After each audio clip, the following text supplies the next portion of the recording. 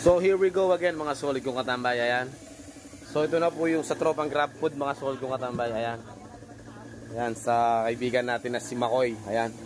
So pre, ito na yung click mo, naayos na rin yung ECU. So shoutout muli sa gumawa ng ECU, alam ko ginawa niya na lahat ng paraan kasi tropa natin yan mga solid kong katambay, ayan. So pre Makoy, ito na yung motor mo, maandar na yung click. Mga boss, ito na po yung click ni paring Makoy sa tropang grab food, ayan. Kasama ni paring Resty, paring Gambal, si Boss Henry, lahat ng tropang grab food. Shoutout po sa inyo sa grab food Magalang mga solid kong katambay. So alam naman po natin mga boss, kaya nasira ito bago din nila sa atin ay pinakalkal na rin sa iba at may ginawa sila dito na hindi tama mga solid kong katambay. So ganun pa man, ginawa natin lahat ng paraan, kasama ng aking kumpare na si Jose Maglaki na gumagawa ng ECU, ayan. So shoutout sa iyo pre. On na natin yung motor and then start.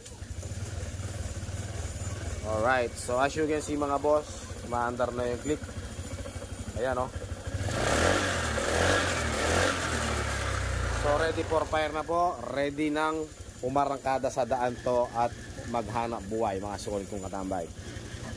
Ayan, so ngayon swerte itong click na to kasi nakita nyo naman mga boss, basag yung kanyang pinakabulsa. Then may ginagawa tayong click dito na dito lang yung konting issue, pero at least nagkaroon siya ng bulsa. So ibibigay natin sa kanya yan mga boss, mga solid kong katambay.